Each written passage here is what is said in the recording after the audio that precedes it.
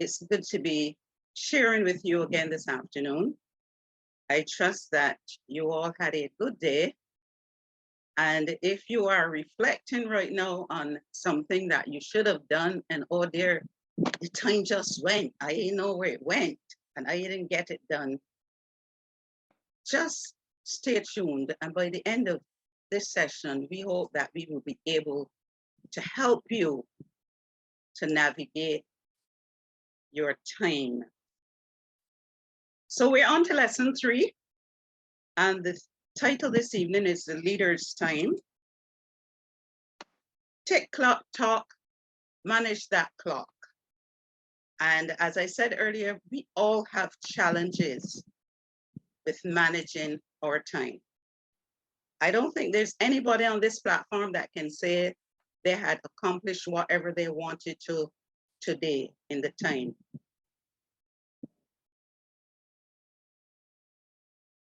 As we always begin with a verse of scripture. And this scripture is taken from, you know, when you go to Sunday school, you always have a memory verse. So this evening's scripture is taken from Psalms 90. And it says, teach us to number our days, O Lord, that we may apply our hearts with wisdom, and let the beauty of the Lord our God be upon us, and establish the work of your hands. Yes, establish the work of your hands. Teach us to number our days. Teach us to value our days. Teach us to use our time wisely, that we may apply our hearts with wisdom in using this time that you have given to us, Lord. Leaders all around the world agree that one of the greatest needs of our time right now is more time. Many admit that they don't manage their time as well as they would like to. They're inundated with opportunities, activities, and frequently we end up merely reacting to life instead of leading from a sense of purpose. There is always too much to do. One leader said, and I quote, God put me on this earth to accomplish a certain number of things. Right now, I am so far behind, I will never die. We have to learn how to manage our time. We're going to look this evening at some basic facts of time management. The first one, we all waste time. And there's several ways which we waste time. I'm sure when you reflect on today, when you look at the time now, you see it's 5:30, you said, oh gosh, I didn't go in the supermarket. Oh gosh, I didn't do that. But yet when you look back, you can see that there's somewhere where you were doing something that you should not have been doing, something that you did not account for. Some time that has passed you today that you have wasted. We cannot change time, it's a fact. Time is given to us to be used. We can't change it.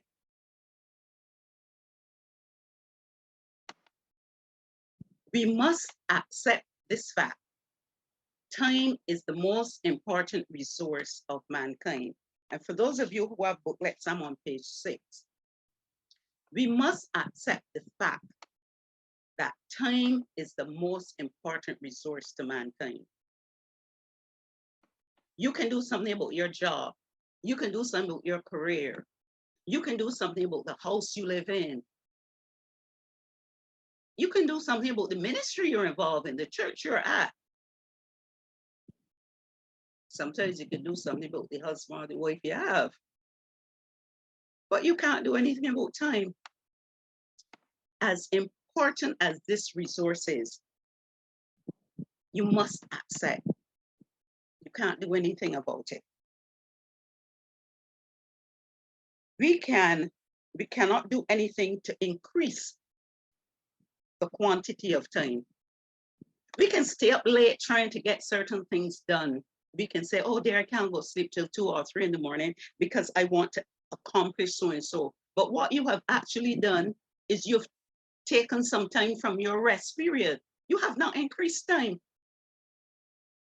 You have robbed yourself of some important rest time.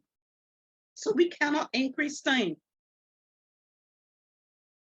We can only steward time. Time has been given to us. That's why we say, teach us to number our days, Lord.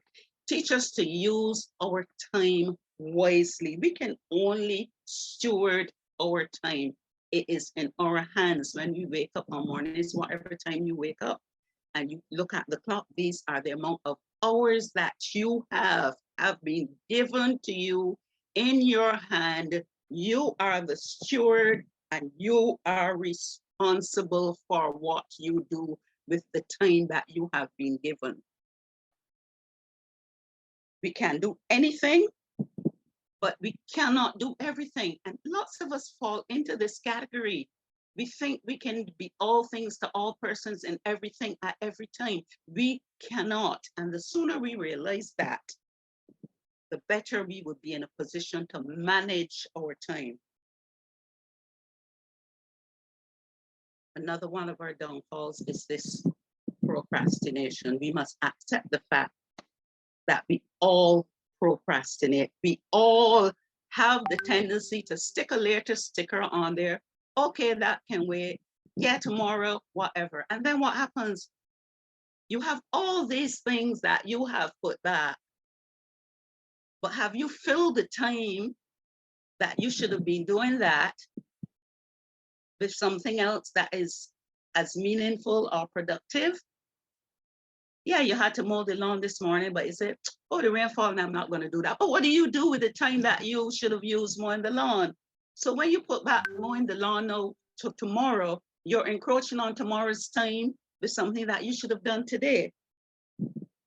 So we all have the tendency to procrastinate.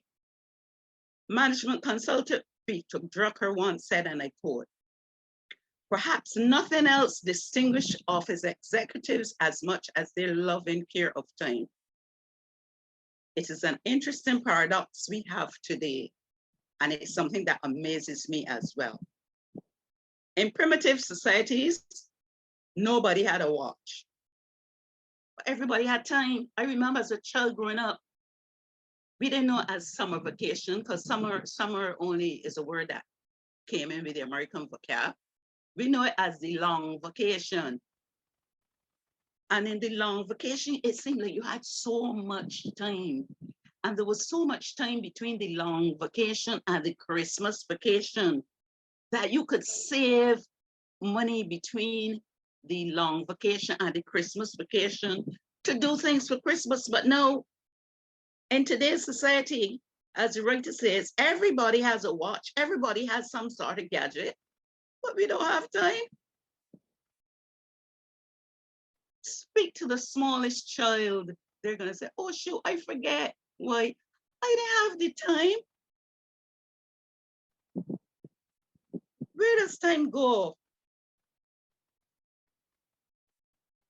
Why is it that we don't have more time in spite of the added technology? It's simple.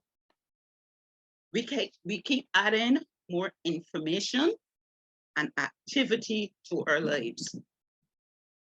Our expectation for productivity has increased. That's why we don't seem to have enough time. We're going to give you some timely advice about time. In order to be in control of your time and be a good steward of your time, you need to become time conscious. You have to be aware of what you have to do, the amount of time it's going to take you to do it, and plan. Time conscious leaders are always aware of time and how it's used. They live in the light of the big picture. They manage each project in view of the total mission they seek to fulfill. They treat time as it should be treated, a valuable commodity. They recognize that time is even more valuable than money. You can make a bad decision and lose money and you can get it back. But if you make a bad decision and you lose that time, you will never get it back. There is a saying, opportunity lost can never be recalled. As effective leaders, we don't spend it. We should be investing it for a return in God's kingdom. Today, we should be acting in this time that we are living in. We should act like there's nothing as valuable as the time we have today. My question to you, am I conscious of how my time is spent each day? And that's something that you can think about as we move on. Make a personal time log for each week. I know this might look crazy to some persons,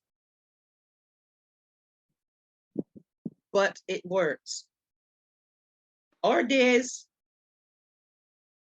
are all the same size, but some days we have more things to do than others. It's like luggage. You find that some persons can fit so much into the same size suitcase. I can have a suitcase, Myra can have a suitcase, and you will find that Myra can fit so much into that suitcase versus me. I can only get a few put in. A detailed written account of how you spend each day is essential in mastering your time. When we're packing, I believe that Myrelle would have sat down and made a list of everything that had to go in that suitcase. And her determination was, everything that I have itemized that I have needed will go in that suitcase. Whereas with me now, I have not identified, so I just throw in things. And you look at something, oh, don't throw in that, and you take out something. So my suitcase will not hold what Myrelle's suitcase has held. Because Myrelle has planned, she has a detailed written account of everything that's supposed to go in that suitcase. Likewise, we need to have a personal log for everything we need to accomplish in a week. I have one on my fridge. Don't ask me if it does work, but I will tell you, I just try. I try. My question to you is, how well do you keep track of your time?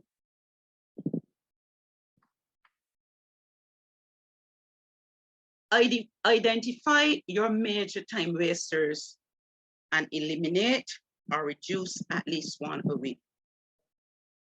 We have so many time wasters. Our modern technology is one of the biggest crimes.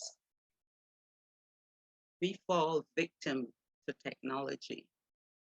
Somebody sends you a WhatsApp, you see it's important, you go, and then you find yourself reading all these other things that really ain't got nothing to do with you or the price of salt. And when you catch yourself, well, don't me say you, let me talk about me. When I catch myself, I would have been on my phone for 25 minutes. And I have not done anything. And most of the times, the tea that I sat to drink is now cold. Henry Ford said, it has been my, and I quote, it has been my observation that most people get ahead by using time that others waste. As leaders, we must not only know what consumes our time, but we must start deliberately to eliminate the wasteful activities one at a time. If you every day identify, you make a list of the things that you want to do, at the end of the day, you take that list and you compare. What did I accomplish today? What did I accomplish? I remember there was a stage that the same thing was going over on every day for a week, and I was not getting it done because each day I didn't get it done, so it go over to the next day. So it tells me that there was something else that I was doing that was taking up the time when I should have been doing that. So we have to sit down and identify. It takes time, but it takes time to save time, for your time to be more productive. I'm sure if we had to ask questions, most of you have so many other things that you can think about that are time wasters. We worry. We waste time worry. The Bible tells us, cast all our cares on him, for he cares. But we get some sort of news on the telephone and we start to worry. Oh Lord, I wonder if, and I wonder, oh shoot, they say gone to the hospital, and I wonder, and then we worry ourselves to death. As ladies, sometimes we let things in the house take over and waste our time. When we think that we're being productive, we're not really being productive. So when you identify, after you've done that, and I trust that some of you do that, you make a list of the tasks to be completed on a weekly basis, on a daily basis, probably do it for a week. And each day you identify what you have accomplished. When you identify the tasks that waste your time, you have options. You can discontinue. If when you turn on the television to get up to date with the US news because you have relatives overseas, and you know you want to stay abreast of the news in England or US, wherever your relatives are. I'm talking about me, right? You turn on the TV, and then next year news finish, then something start, and you ain't move yet, and then something else, and you ain't move yet. You need to discontinue waste of time. You need to discipline yourself. If you're watching the news, discipline yourself. Watch the news and cut it off. You can delay. Sometimes we put pressure on ourselves, undue pressure on ourselves to do things that are not important at the same time. We get confused between urgent and important. If it is urgent, if it must be done, it has to be done. If it's important, it can wait. If it's important today, tomorrow will still be important. Thirdly, we must learn to delegate. In the workplace, yes, this comes naturally. With some people, I should say, you have to know your associates, and you have to know who you can delegate things to. I have heard some managers say some things like, oh, I have to go in because I have to. And there are other people working there. I have to go in because I have to let in the guy to come and fix the computer.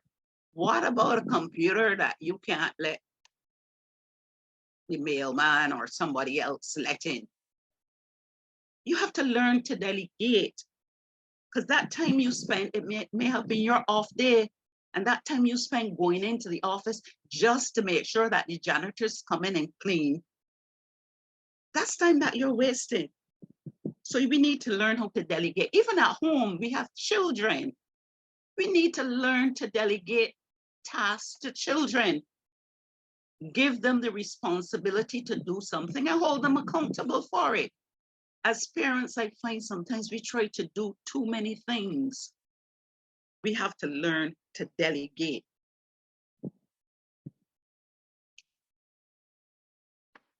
We need to place a value on each activity. And we're on page 15. Once you determine the value, you will make a better use of your time.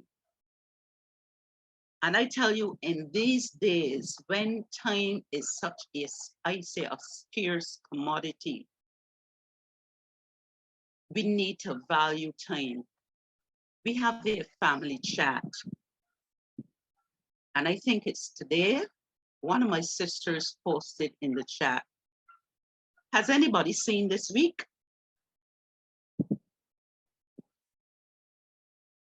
just like that. Because what she's saying, the week has gone so quickly, she hope it passed by somebody because she really capture it this week. One writer said, people prioritize what they value. And if you value time, if you understand the importance of time in this time that we're living in this dispensation we're living in, you will learn, you have to learn to prioritize. My question, do you know the value of each activity you perform each week? Do you know how valuable what you do for your children are? Do you know how valuable you are to your employer? Do you know how valuable your associates, your subordinates are to you? You go back to the quote, it says, people prioritize what they value. You need to be result-oriented rather than activity. And I'm guilty of this. Sometimes we measure our success by how busy we are. I remember in the workforce, sometimes you think because you're coming home at 5:30 in the evening, and have to nip in on a Saturday morning to do something, that you're real busy. And some leaders, you know, they think like it's a trophy, like they're receiving a trophy for all these people wanting their time. I'm so important. And I'm so big that I'm responsible for so many different tasks. This is a false sense of accomplishment. Jesus never rushed. He got everything done. Everything his Father called him to do. His goal was not to be busy, but to be fruitful. We have to create a new mindset. We have to be result-oriented. We have to think about who is benefiting from this time. What am I doing of value? What is the value of this time that I am using? Anybody can be busy. The parodos be busy enough taking out things out the garbage. Anybody can be busy. The question is, do you measure how busy you are or how productive you are? This has challenged me, not now, before, because I am one of those persons that could be busy for a whole day. And then I could catch myself 5 o'clock in the evening in the kitchen trying to prepare a meal for my husband. So I'm saying this to you because I know what I'm talking about. Do not measure how busy you are, but how productive you are each day. Make sure you have results. Make sure you have value for your time.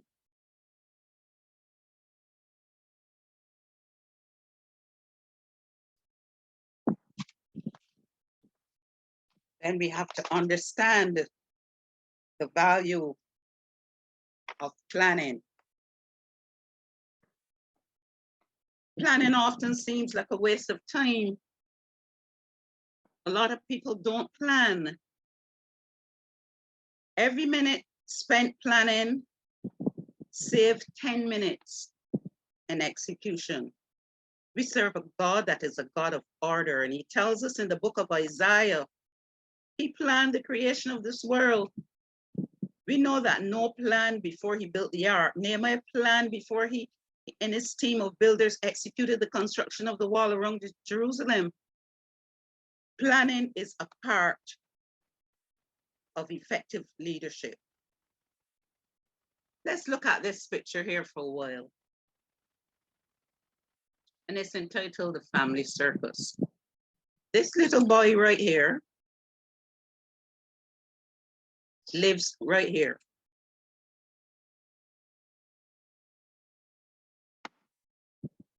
And the black shows the road he took to get home. The mother says, Billy, I've been worried about where you have been. And Billy says, quite cool. Just walking home from the bus stop.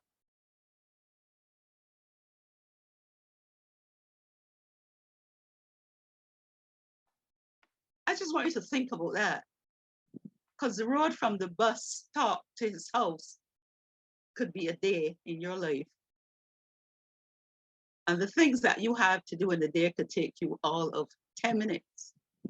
But you had all these diversions and all these and this thing and then getting in here and getting in there and getting in and getting involved in this and getting involved in that and getting involved in that and getting involved and getting involved and getting involved and getting involved because you had no plan. And the poor mothers, they're worried it's probably supper time and Billy is now getting home because Billy did not have a plan.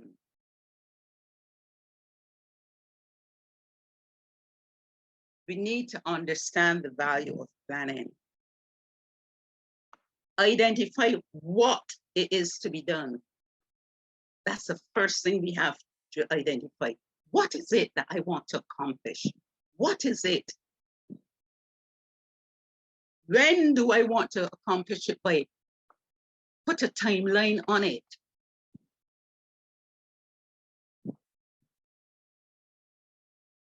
Where am I going to do this? How am I going to do it? Am I going to need help with doing it? Do I have to move from where I am to go somewhere else to do it? Then I have to consider the time it's going to take me from here to there, how I'm going to do it. If I need other persons to get involved, then it means I have to plan how are they going to get there. It's time to get them. It's time, it would take you time to get them and get them back, or if they have their own responsibility. All these are things we have. And who's going to help you do this thing? The question, did you take the time to plan your work each day? I know this might be hard for some of us because a lot of us are not writing people. But we need to, if we are to become good stewards of our time. And I pray that at the end of this session, these sessions, that something changes. We're not the same. Something sticks. And you make an effort to improve some area of your life. Do you take the time to plan your work each day? Why or why not? I would ask, why not? Why? Because I'm a steward of my time. I'm accountable to God because it's a precious commodity He's given me, and I cannot waste it. Why not?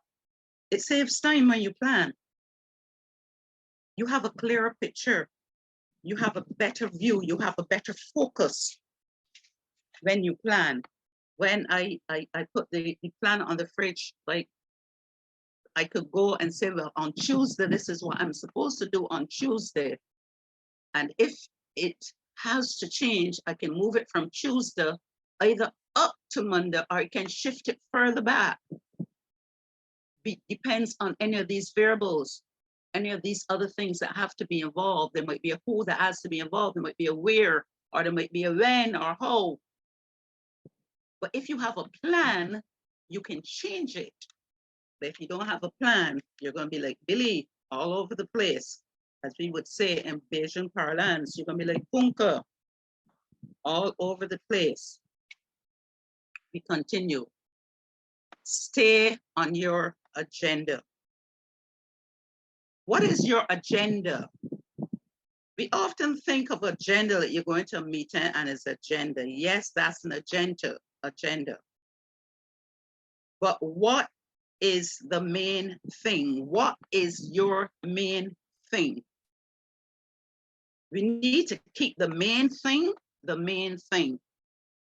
And writing it down helps us to keep the main thing the main thing. It helps us to keep our focus and not get sidetracked. One pastor in Canada suggested he opened his board meetings each month by reminding the elders of their purpose. Although they are business meetings, he begins by saying to them, and I quote, "Gentlemen, we are meeting tonight to win souls. Every decision we make should enhance that agenda, not distract us from it." Think for a moment. What is your agenda? What's your agenda in life? What's your agenda as a family man, a family woman? What's your agenda as a pastor? What's your agenda as a head usher? What's your agenda as a dancer? What's your agenda as a worship leader?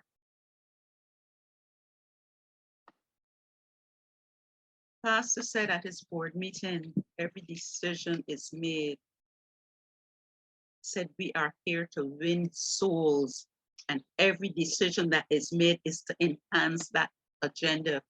And I'm saying to us as disciples, every decision we make should enhance our agenda and not distract from it. We need to keep the main thing the main thing. And the question might be a little rough tonight, right? The question is not, will your calendar be full? Your calendar can be full of anything. Lots of little activities, anything that happens, a fish fry, a dog fight, cock fight, anything you can have on your church calendar to fill it up from December to January, January to December, have it look good. But the challenge is, what will fill your calendar? What brings you right back to your agenda, the main thing? Remember, we need to keep the main thing, the main thing. And whatever you have on your church agenda should reflect back to the main thing.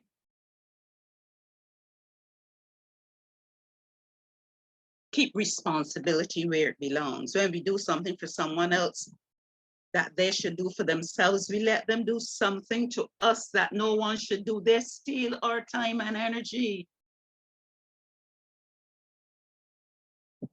Keep these items in your mind. 1, decisions should be made at the lowest level possible. I know a lot of managers have problems with this.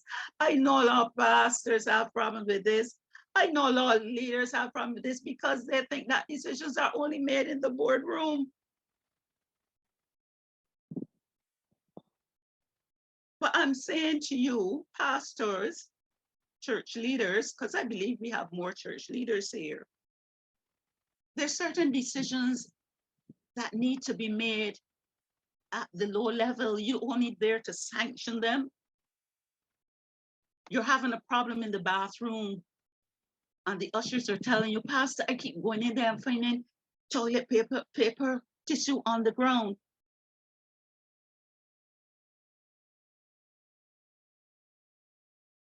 Ask them. Ask them. The next point is encourage staff, children, or members to bring solutions when bringing their problems to you. When they come to you with a problem, the individual has come to you with a problem. We keep having all this paper on the ground. There is a problem.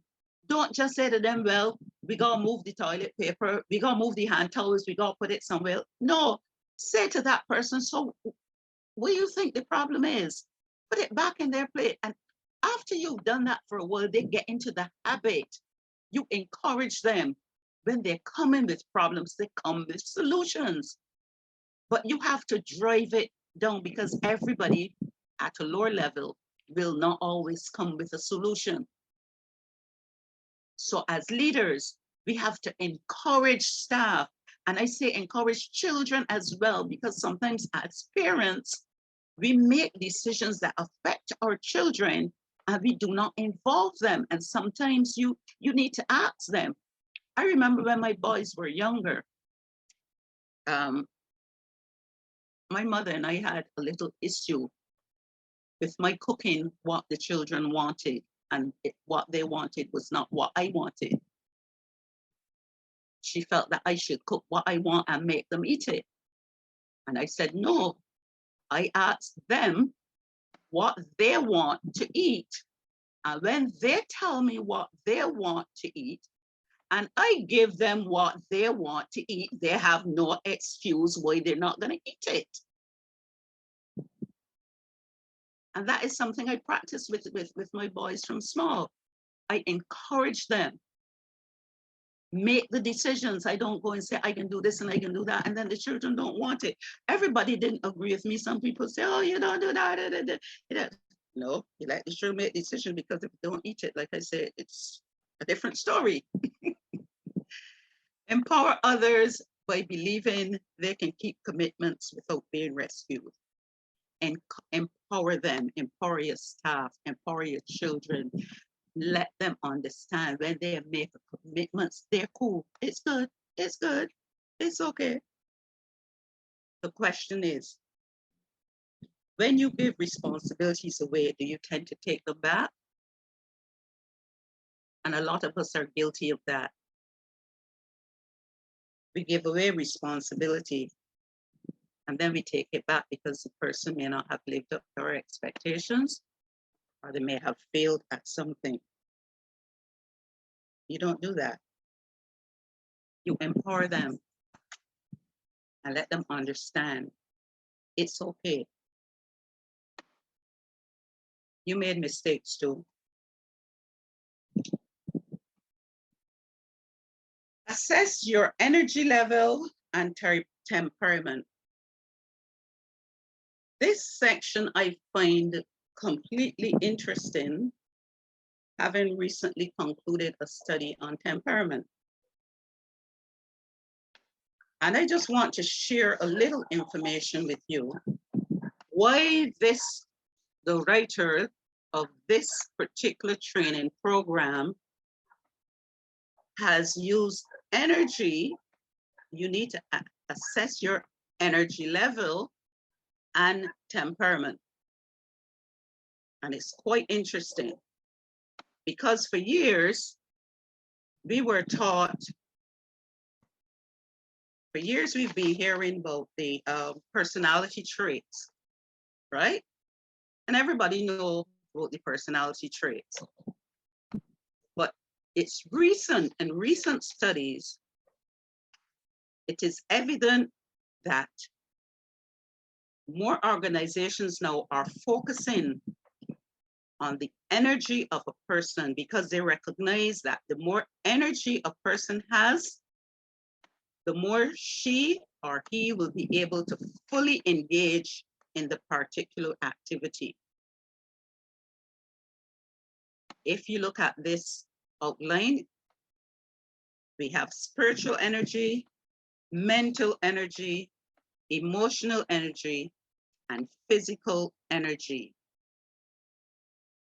And there's a quotation in a book written by Jim Lohr, and it says, just like the sun's energy spawns life in plants, and plants spawn life in humans, we spawn life in whatever we give our energy to. So the reason I want to highlight this is so you understand that managers know, leaders know, you don't only deal with temperament and personality traits. You have to consider the personal energy of persons, because people have different energy levels. Let's put it that way. There's some persons get up in the morning and they can go a whole day and then crash. There's some persons who get up in the morning and the cylinders, like, they're not exactly there, and they have to get some caffeine, and they have to go to the office, and they have to, get pumped up. And then by midday, they're there. So if you are leading and managing persons, you need to be able to marry the personality traits with their energy levels. And might I say, there's no one who's at the same level of energy every day. You might be at a high spiritual level today, but mentally you in there. Anything that you say just going straight through my ears and ain't recording nothing. Other days you're going to be at a high emotional level. You're very sympathetic, empathetic, you understand everything. Another day you're totally shut down. Likewise, physical. Our physical energy is dependent on how we eat, what we eat, if we exercise and all that. Some days we are zapped of energy. We feel totally lifeless. So I believe that this was placed in here that we would understand or get a better understanding. And I hope that if there are any managers in this, even pastors too, can further explore why we need, why we need to be sure and assess the level of energy and temperament.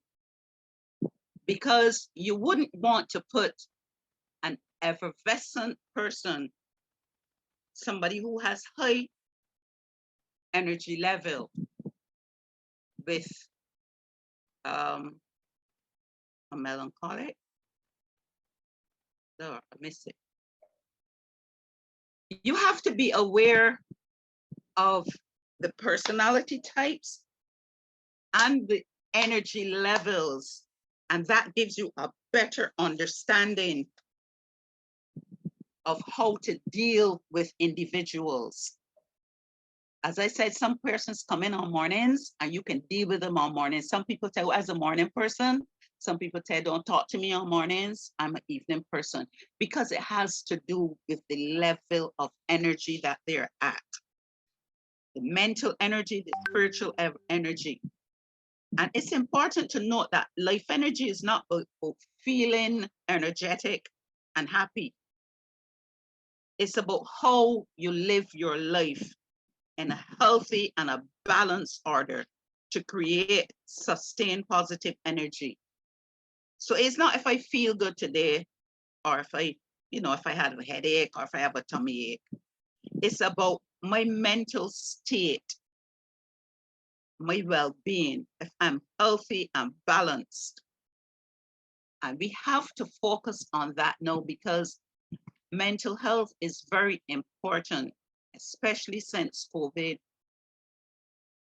Persons have lost their jobs, persons' income have been reduced, persons have been underemployed, and there's so many factors that would affect their energy level. So as leaders, as pastors, as managers, we need to be aware, and you need to, if you need to, you can do some more study on that, so that you know how to assess your employees' energy level with their temperament and match the employees to suit. And don't put two of the same kind, don't put two clashes together that would bring conflict in the church or in the workplace. But you would look for people, you would match people who are competitive. So in assessing your energy level, how much stress can you handle? Some persons can take a lot, as I said before. There's some persons, if you, on a given day, and you say the wrong thing to them, it may not be the wrong thing, but it can bring them to tears. How much downtime? Sometimes you just need to take a time out. We're all human beings. How many hours can I spend each day working, being with people and being creative? Depend on your energy level, you as an individual know These are questions you have to ask yourself.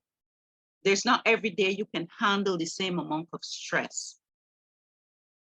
Some of us may be fortunate that some days we can stay home. We don't have to go in because we don't want to handle that stress. How many hours can I spend each day working, being with people, being creative? And this will fluctuate according to your energy level. And you will discover what are the most productive hours in your day. You will discover when your 4 cylinders, at what time of the day you are burning on 4 cylinders. Everybody does not have the same energy level at the same time. That is why it's important that we study personalities. You need to discover what are the most productive hours in your day. We're zeroing it in out to you. You need to assess your energy level. Check yourself, how much stress you can handle. Know when to walk away. Know how many hours you can spend, and determine what part of the day is the best time for you to handle your pressure. Some people need a lunch hour. They need a lunch hour. They have to take a break. And determine when you should handle administrative tasks or when you should do creative work. That goes with your energy level as well. There's certain times that, yeah, you can sit down at the computer and you do things, and there are other times that you need to get up and go and do something creative, something with your hands. The question, do you understand your temperament? And if you don't, I would advise you to do some more reading on temperament and energy levels. It's very important.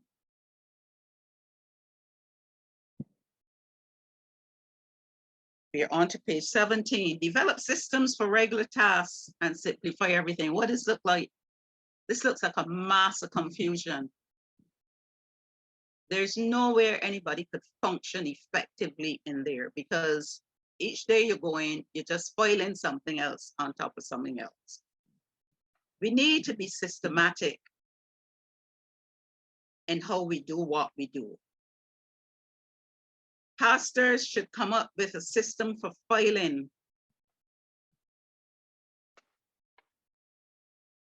Keep a book with you when you travel, so no time is wasted if you're delayed. You have a book, you write down things that you're supposed to do, and you develop systems.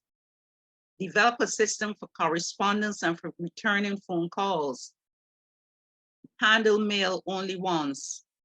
Either throw it away, take action on it, or file it. I had a boss used to tell me, a piece of paper should pass your desk once. Handle it, file it, or bin it. Identify a place where you cannot be interrupted when you need to settle yourself. Interruptions often cause chaos, like what we're seeing here. And we need to take time to create an effective system to help us accomplish our tasks. When we have a system and we stick by a system, it is likely that our productivity will increase. Question, do you have a system? Make a list of the activities you do each week. Create the most effective system you can for accomplishing these tasks. And having implemented this system, your productivity should increase by at least 30%. So this is another challenge to you as you go away from here. Don't be like that massive confusion. Have a system. Itemize what is to be done, how it's to be done, who is to do it, when it is to be done.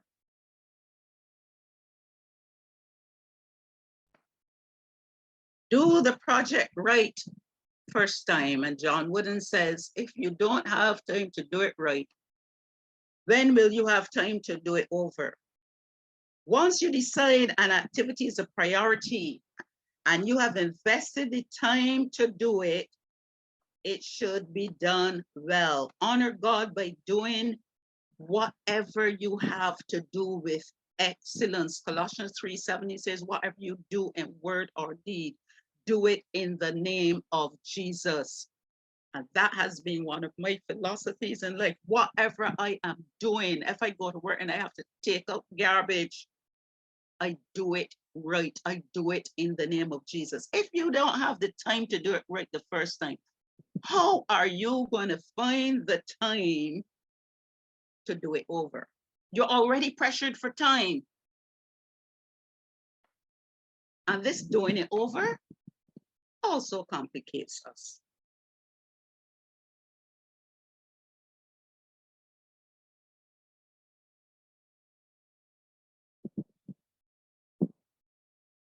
I will say nothing on that slide. You can open your mic and laugh if you want to.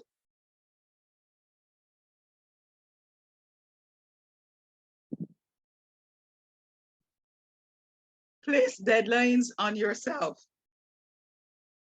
Two things are necessary to accomplish an important task. And it's a plan and not enough time. For some reason, humans perform better when they know that there's a time allotted to finish the job. A lot of people perform better under pressure. Only last week we were talking about that. Some students like this last minute thing to rush and cram. Leaders are no different. Your scheduled deadlines will always let you know whether you are ahead or behind your work. Your deadlines is your accountability partner. You set your deadline. I need to be finished this by whatever time, and I keep checking the time, so I need to finish. Just like I need to finish by 6:30, and I just check the clock. So the time is my accountability partner. People who procrastinate are interruption prone. They love interruptions. And they use it as an excuse for not getting the job done. Oh, I had to help Donnie with this. I had to help. I had to do this. It's just procrastination. It's just they like interruptions. I'm not saying that you shouldn't help somebody, but we need to learn that little word called no. Deadlines are the cure for delay and indecision. If you have a deadline, you set yourself a deadline, you stick to it. You don't find the time, you make the time.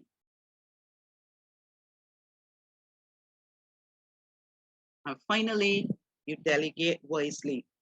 Good leaders handle their time by becoming good at delegation. And let me say, there's a difference between delegating and dumping, leaders. There is a difference. I have suffered at the hand of this in the workplace.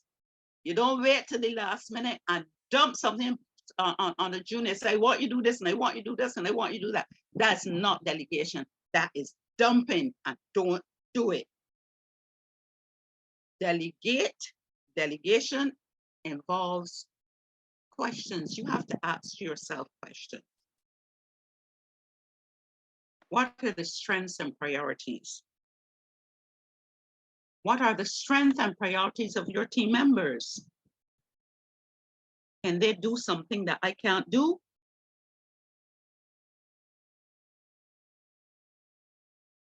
What exactly is the task that must be done?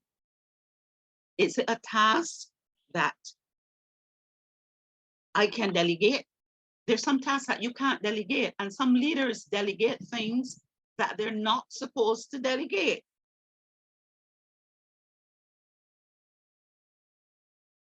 Have I provided the resources for someone to do it? You delegate, but did you explain? You tell them you want them balance this book and you want them reconcile this, but you're gone home and you left the book in your office and you say you delegate and you come in next morning, expect that to finish. No, you have to provide the resources. If you ask them to do it, you have to give them the tools to do it. Have I clarified the level of their authority to make decisions? And only quite recently, I had to be talking to someone about this situation in a workplace where they were given a position and was not given the authority to make a decision. And they went ahead and made a decision, and then they were being called to management. If you're delegating, you need to clarify the level of authority. And if you're delegating certain positions of authority, therefore you're delegating the decision-making process at that level. Don't expect me to work duty manager for you a whole night, walk in a whole hotel, and then I can't make a decision if somebody fall. I can't say, let me call a thing and send them home. No. If you're giving me the authority, you're delegating the authority and the responsibility, you have to also give me a level of decision making. Okay? And this is true in any sphere. It's true in the workplace, it's true in church, wherever, at home too. You know, you give your children you delegate certain things to them. You give them certain authority, but you have to allow them to make the decisions as well. So my question, when you give responsibilities away, do you tend to take them back? No. People are accountable. And I finish with a verse.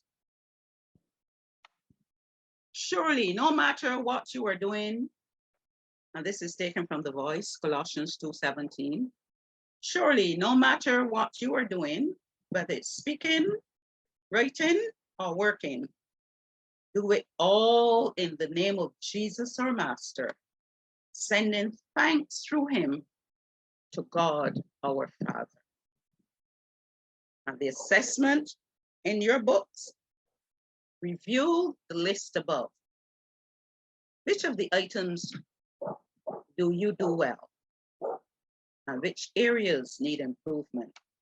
It is my prayer that those of you who have the booklets would take some time and go back through this booklet and prayerfully ask God to show you how you can be a better leader, a better parent, a better pastor, a better, like me, a better grandma, whatever. There are always areas for us to improve. None of us have to write. I thank you. Are there any questions or comments?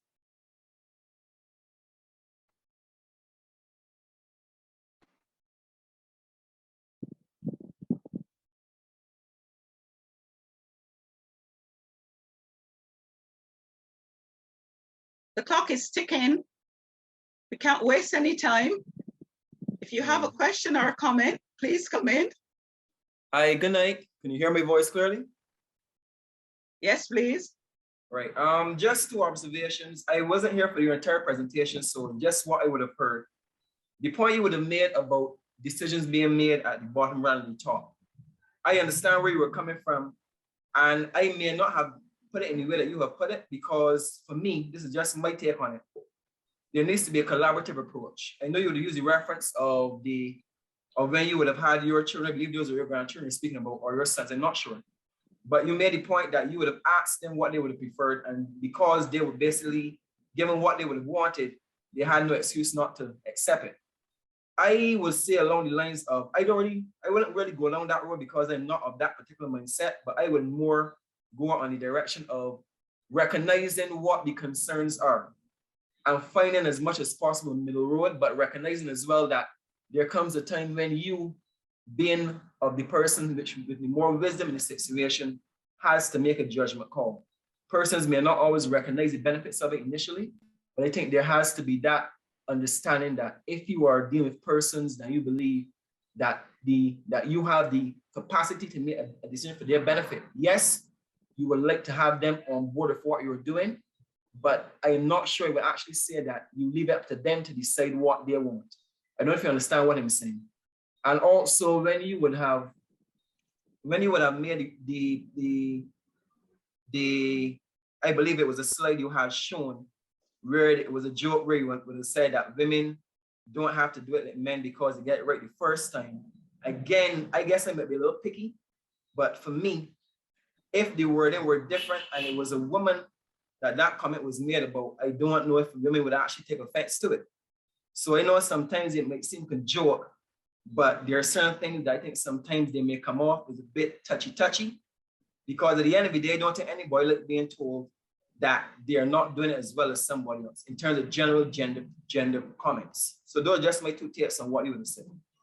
Apart from that, I believe, as I said yesterday, I believe that the message yesterday and today as well, I support a lot of the points that you would have made because I think they're very valid.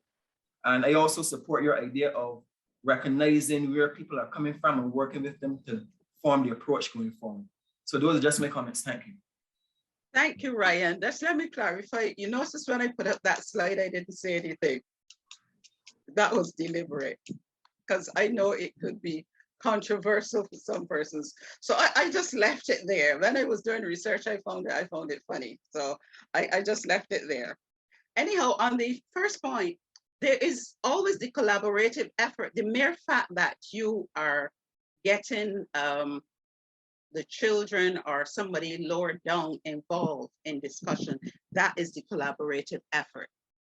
I may not have explained it fully, but yes, there was a collaborative effort. You would have discussed what we're gonna think, what would you prefer? Yes, it must be collaboration. I agree with you 100%. And thank you so much for your kind comments. I see Karen Jordan has her hand, and then we'll come to you, Reverend Payne. Hey, good night, brothers and sisters. I'm laughing a little bit at myself when I tell you guys that I heard y'all talking about scheduling and stuff like that, right? But after I had my first child, that became a problem. And I find that things were going out of whack, or I would be planning to do this by a certain time, and then all of a sudden I'm ready to get in the car to leave, and somebody gotta go back in because they forget something, or they need to go to the bathroom, or different little things. Children do funny things to keep you back sometimes. Not only that, before I had children, I was never really the best at time management. So now after I had them, it became a little worse. So what I said, now I am going to stop putting those restraints on myself. I would never say I'm doing something at a specific time.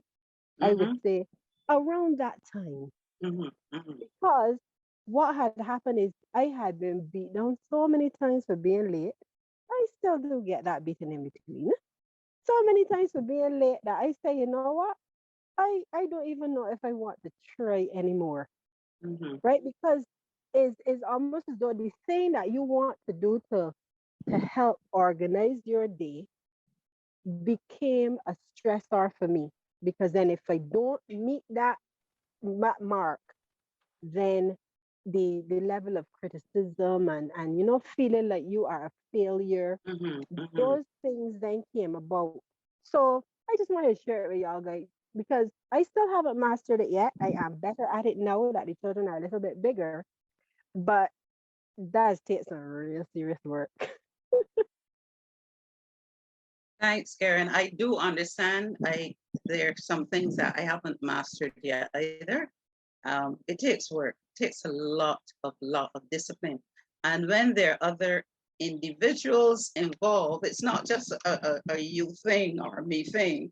And I think that's where it gets complicated because there are other players involved over whom you do not have the control. And what they do affects you. So that makes it even more difficult, but appreciate your comments. Thank you very much. Jeanafer, I would love to hear what Reverend Monty would say to that because he seems to be a very organized person. Disciplined, so yes. Yes. When I see his family, I'm saying, well, this couldn't have been easy for him either. So I would love to hear what he would say. Reverend Monty, could you come in, please? Well, you are very kind in saying those nice things about me. Have you seen a picture of a duck swimming The duck looks so calm on the surface, but if you look underneath the water, you see the feet just flapping as fast as they can because it looks calm on the surface, but underneath it's kind of chaotic. And sometimes that's what my life is like. But I think it's really important that we realize that at different stages of our life, we have different ways of planning and organizing ourselves. When like you were talking about having small children, obviously life is much more chaotic. You can't just, okay, everything on the half hour, everything on the quarter hour. You can't do that. I think that at different stages of your life, you need to build in different amount of what we call margin into your schedule. The older that I've gotten and my children are gone from home and I can schedule, okay, this is from 8:30 to 9, this is from 9 to 9:30, this is from 9:30 to 10:45. And I can keep with little closer, but I still need to put in margin there. So if somebody gives me a phone call, somebody drops by, something comes up where I still have some wiggle room where I'm not going crazy going, wait a second, I can't talk to you right now because I have to do this from this time to this time and I can't talk to you and I can't stop and even say hello to you because I have this appointment with myself doing this task. I think that we need to give ourselves a little more margin area there, that we have some wiggle room, because if we don't do that, we become so strictly tied to that schedule that the next session we're going to be talking about relationships and how crucial relationships are to leadership. And if you're so tied down to that schedule where you can't take time to work on relationships, to talk to somebody, then your leadership and your life is really going to be, it's going to be a struggle. And so I think that we need to have a plan, and that plan is going to vary depending on what stage of life you are and your responsibilities. But we need to make sure that we give ourselves some margin time in there, some wiggle room, so that we're not, as you mentioned, talking about at first how frustrated you would get. We don't want to live like that. The schedule is to help us. We're not a slave to the schedule. The schedule is supposed to be a tool for us. So if it's creating conflict and problems for us, then we need to rearrange the schedule, change the way we do things, and so that we're able to accomplish what we need to accomplish, yet still have those priority things that can fit in when we need to fit them in. Does that make sense? Thank you, Reverend Monty. Karen, I hope that helps. Reverend Payne, come in, please. My concern relates to, you have a plan, and your plan is thorough. You're very clear in terms of how you want to proceed. Your agenda is absolutely clear before you. But of course, there are times, some unfavorable circumstances you have absolutely no control over that can divert your attention from your plan and your agenda. For example, we can plan within the church context right here in Barbados. And we have done so in 2019, but we were faced with a pandemic. In addition to that, we had to deal with the question of having to deal with a hurricane. Or Reverend Monty, for example, in the United States of America, in your own community, you may have a mass shooting where many persons would have lost their lives. So the question is, how do we move from the plan and the clear agenda, and how do we start to make these important adjustments now? Because based on what is happening on the ground, you may need another plan, because there is a real situation affecting human beings around you, and you have to be concerned with. Sister Jenny and then Brother Monty. Having a plan is important. Yes, things will happen. And I believe that when you have a plan, it is so much easier then to know where you have to start and what you have to incorporate, rather than not having a plan. Okay, like with COVID, you may have had certain plans, COVID came and shut down. So then you could look back to your plan and determine, okay, this is something that I must do. We have to do this, so it has to come in our plan. This is something we don't have to do, so we can cross it out. And as a result of COVID now, we have to do something else. So that new thing could replace the old plan. So the practice of planning is important. Not that the plan is 100% and it will be that all the time. Yes, you will have to change a plan. But at least if you have a plan and you have the discipline of planning, it helps, saves you time. Reverend Monty, you want to comment? I'd just say that, you know, we spend various lessons talking about planning. And I think that it's so important for us to have a plan, but then to realize that this is the plan, but it's always going to need some adjustment. You know, whether it's for an activity, whether it's for a ministry, whatever it is, there's always going to need to be some adjustment. Meeting together with your team that's carrying out this ministry or event or whatever it is, what's going well, what's not going well, and make some tweaks to it, make some changes. Maybe you need to change it in this area, or change this activity, or reduce this, or find somebody else that will help out with this. We're constantly making adjustments as we go along. It's just like driving a car or a bicycle. You're constantly adjusting. You're not just staying in one straight line. You're constantly adjusting whatever obstacles come about. Somebody comes in front of the car or your bike, you got to move around. That's the same thing with a plan. You have the general plan, and you know where you're going. But when an obstacle comes or something happens, then you got to make an adjustment around that. And so you can do that on the fly. You can have formal planning times when you adjust the plan. But I think that we're always, even after we've made the plan, we're always adjusting it to be more effective, to accomplish better what we're trying to accomplish. Thank you, Monty. On the chat, Sharion is asking, how does a leader know how to put persons together? I'm not sure if you're referring to a leader in an organization or a leader in the church, but there's something called a personality traits test. And I'm not sure if anybody's here on, yeah, somebody's here from Western Light, but we've also done it. There's a personality traits test you can do to, you can allow individuals to take that personality traits test. And when the information, when the results are analyzed, you as a leader would be able to identify certain strengths and certain weaknesses, and you would be able then to, as you say put persons together. You'll be able to group them together, you know, when you're building a team, you would know where to pull certain persons from. Likewise, you would know where not to pull persons from.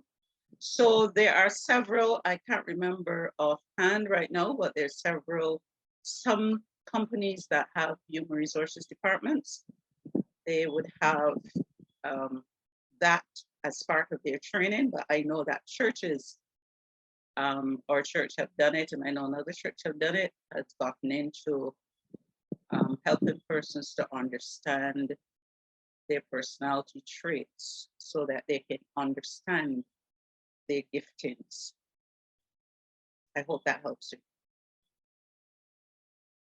So there being no further questions, I know, right, and Sophie is saying when completing that test, you need to be honest. And that is correct. When you're doing that personality traits test, you need to have your heads cleared. Probably after a meditation, your mind must be cleared, and you have to be truthful because you're finding out information about yourself. So you need to be truthful. So you need to investigate that. Thank you so much. I now turn back over to Sister Pat. Okay, quickly, I noticed Ryan has his hands raised. Ryan, do you want to go ahead quickly? Yes, thank you. Just a comment in connection with the idea of the plans, because I recognize that we seem to have an issue when it comes to making plans. Often our plans are not as sturdy as they should be. And we often find situations where persons are not going to adhere to plans. It's almost as though there's an approach. I don't know if you've ever heard this expression, but we're led by the Spirit. And that in itself entails a lot of randomness, a lot of things that are basically going by the flow of emotions and what's appropriate at a particular time. So that's just my comment as far as the ideas of plans are concerned. Okay. Thank you. God with a plan. Thank you. Thank you so much, Ryan. Point very well taken. Yes. I want to thank you, Sister Jeanafer. Very good presentation, very timely, very true. And all of us, I'm sure, can identify with the points that you would have discussed with us. At this time, we're going to have a very short break.